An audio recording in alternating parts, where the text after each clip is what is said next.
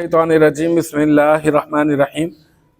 सामईन कराम व मुअज़्ज़िज़ साथियों, बुजुर्गान दीन व बरादरान इस्लाम, अल्हम्दुलिल्लाह सुम्मा अल्हम्दुलिल्लाह। अल्लाह तबारक व तआला की ख़ास अता करदा तौफ़ीक़ पाक से दरस तफ़सीर कुरान का ये सिलसिला जारी व सारी है, और इस सिलसिले में हम लोग कुरान मजीद फ़ुरक़ान हमीद की तफ़सीर जो है वो जानने की कोशिश कर रहे हैं। अभी जो हमारा मौजू चल रहा है वो है कुरान मजीद फ़ुरक़ान हमीद की तफ़सीर के मुख्तलिफ़ अदवार, मुख्तलिफ़ दौर। मैंने आपको बताया कि 4 अदवार हैं, और उनमें से कल पहला दौर मैंने आपको बताया, वो जो पहला दौर है वो पहला दौर वही है कि जिस दौर में अल्लाह तबारक व तआला ने अपने हबीब को सिखाई थी, उसके माना और उसकी मुराद, और जो है असल मुराद जो है वो अल्लाह ताला बेहतर जानता है। तो अल्लाह ताला ने अपने हबीब को सिखाया, और फिर अल्लाह ताला के हबीब सल्लल्लाहु अलैहि वसल्लम ने सहाबा कराम रिदवानुल्लाहि ताला अलैहिम अजमाइन को सिखाया। और 2 आयत मुबारका मैंने आप आज़ाद के सामने पढ़ी, और जिससे अल्लाह तबारक व तआला ने रिसालत मआब सल्लल्लाहु अलैहि वसल्लम के इस मनसबे तफसीर और इस मनसबे मुफस्सिर को जो है वो अल्लाह तबारक व तआला ने जो है वो कुरान मजीद में इरशाद फरमाया। अब जनाब ये पहला दौर तो हो गया ख़त्म, कुरान मजीद फ़ुरक़ान हमीद का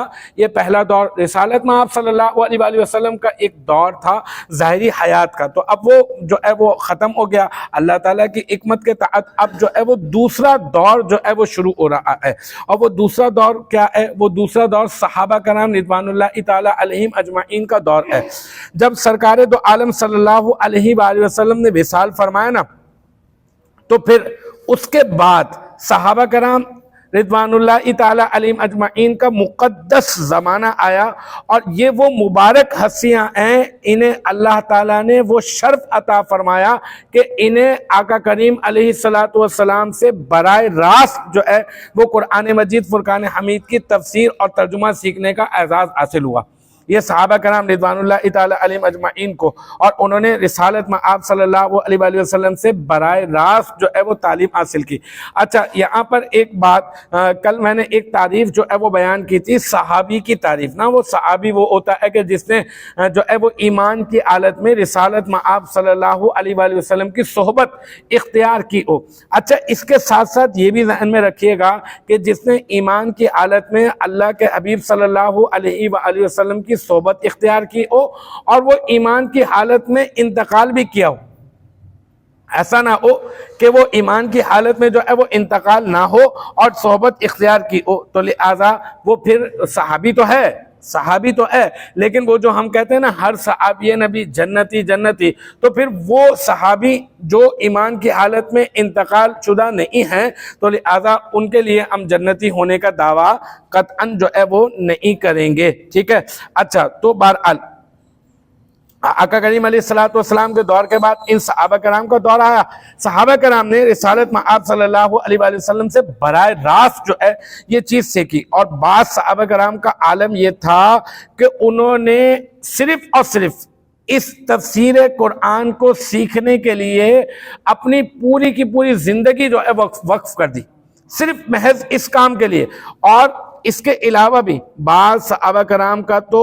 मामूल ये था कि वो आलम ये था कि वो एक जो है वो असहाबे सुफ़ा का चबूतरा, आपने सुना है ना, वो जो है वो असहाबे सुफ़ा का आलम ये था कि वो तमाम के तमाम सहाबा जो है वो रिसालत में आप सल्लल्लाहु अलैहि वसल्लम से इल्म सीखने के लिए वहाँ पर तशरीफ़ फरमा हो जाते, हाजिर खिदमत हो जाते, और अल्लाह के हबीब सल्लल्लाहु अलैहि वसल्लम जो है वो उन्हें जो है वो तालीम देते। और यहाँ तक के मामला होता कि उन्हें ना खाने की होश होती, ना पीने की होश होती, और ना नहाने की। मतलब कहने का मतलब ये है कि जिस तरह से हम ज़रा सी गर्मी लगी तो हम फ़ौरन से नहाने के लिए चले गए, तो वो सिर्फ ज़रूरतन जो है वो ये सारे के सारे काम करने वाले थे। तो अल्लाह ताला ने इन सहाबा कराम रिदवानुल्लाहि ताला अलैहिम अजमाइन को वो एजाज़ अता फरमाया कि बाद सहाबा कराम ने तो अपनी पूरी की पूरी ज़िंदगी इस काम के लिए वक्फ कर दी कि वो आका करीम अलैहिस्सलातु वस्सलाम से जो है वो तफसीर सीखें। और उन्होंने अपने अहले ज़बान, क्योंकि वो अहले ज़बान थे और अरबी जानते थे, लेकिन उन्होंने इसके ऊपर इक्तिफा नहीं किया।